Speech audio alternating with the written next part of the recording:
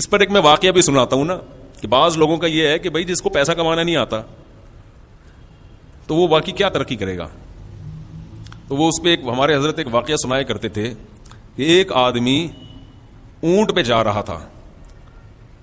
تو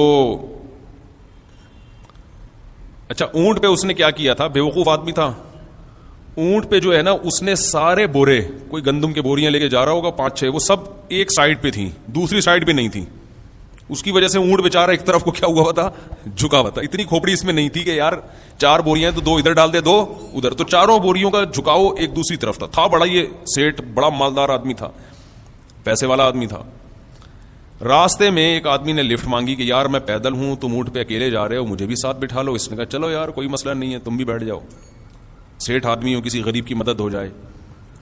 پوچھا پیسہ کتنا ہے تمہارے پاس. اونٹ والے نے پوچھا نا اپنے ساتھی سے جس کو پیچھے بٹھا لیا تھا, کہا پیسہ ویسا, ہاں پہلے اچھا اس نے اس کو یہ کہا جو پیچھے بیٹھا ہوا تھا نا, پیسے کی بات تو بعد میں آئی. یہ کہا کہ یار یہ جو تم نے اونٹ کے 4 بورے ایک طرف رکھے ہوئے ہیں, تو اگر ایسا کر لو کہ 2 ادھر کر دو 2 ادھر کر دو, اس سے اونٹ کی سپیڈ کیا ہو جائے گی, تیز ہو جائے گی, اور یہ جو ایک طرف بیچارہ جھکا ہوا ہے نا یہ ٹینشن سے بچ جائے گا. تو یہ جو سیٹ تھا نا اس نے اس کی طرف دیکھا, یار یہ تو بڑا ذہین آدمی معلوم ہوتا ہے, بڑی ٹرک بتائی ہے اس نے, بیلنس ہو جائے گا. اس نے کہا چلو ٹرائی کر کے دیکھتے ہیں. اس نے کیا کیا, 2 بورے اٹھا کے اس طرف کر دیے, واقعی اونٹ ریلیکس ہو گیا اور اسپیڈ اس کی بڑھ گئی. تو بڑا ذہین آدمی ہے یار. اس کا خیال تھا کہ یہ اتنا ذہین آدمی ہے, یہ تو کروڑ پتی ہوگا. جب میرے جیسا بے وقوف اتنے پیسے والا ہے تو یہ جو ذہین ہے یہ تو کروڑ پتی ہوگا. اب اس سے انٹرویو لینا شروع کیا, یار تمہارے پاس دولت کتنی ہے. اس نے کہا کچھ بھی نہیں ہے. کیوں بھائی سیاری صدقہ کر دی. نہیں بھائی میرے پاس تو کوئی روزگار نہیں ہے, جس بزنس میں ہاتھ ڈالتا ہوں پیسہ نہیں آتا, غریب آدمی ہوں.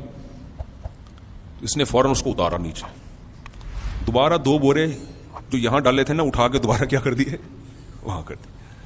اس نے کہا بھائی اگر تو واقعی ذہین ہوتا نا تو تیرے پاس پیسہ ہوتا, اور تیرے مشوروں پر میں عمل کروں گا تو میرا بھی بیڑا غرق ہو جائے گا. لہذا جیسے میں چل رہا تھا نا وہی ٹھیک ہے, تیرے مشوروں پر میں عمل نہیں کروں گا.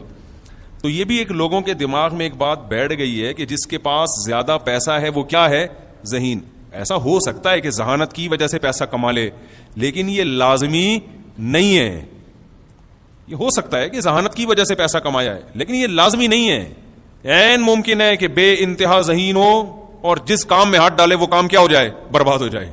اور عین ممکن ہے 1 نمبر کا بے وقوف ہو, لیکن وہ دسمبر میں برف بیچنا شروع کرے اور کروڑپتی بن جائے. یہ ممکن ہے, اس کا امکان ہے.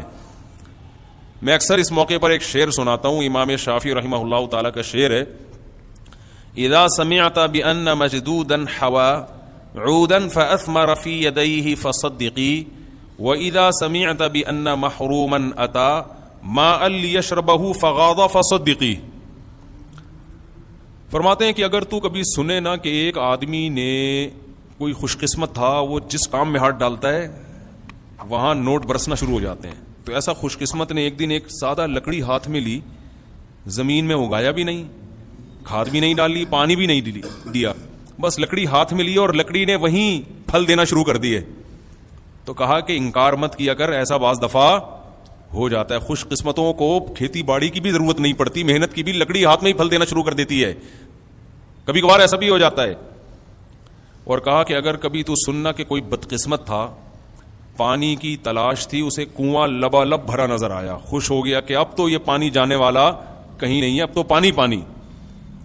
اور وہ بدقسمت آدمی دوڑا دوڑا خوشی میں کنویں کے پاس گیا اور پانی اسے دیکھ کے نیچے ہو گیا. ٹھیک ہے نا, ٹھیک ہے. کہا فحقیقی, اس کی بھی تحقیق کر لیا کر کے ایسا, اس کو بھی سچا قرار دے دیا کر کے. ہو جاتا ہے بدقسمتوں کے ساتھ, ایسا بھی ہو جاتا ہے. تو یہ انسان میں ایک ہے کہ وہ سمجھتا ہے کہ لازمی اس کا حصہ ہے کہ ذہانت ہوگی تو پیسہ آئے گا, ذہانت اور کامیابی کی ایک لازمی علامت ہے.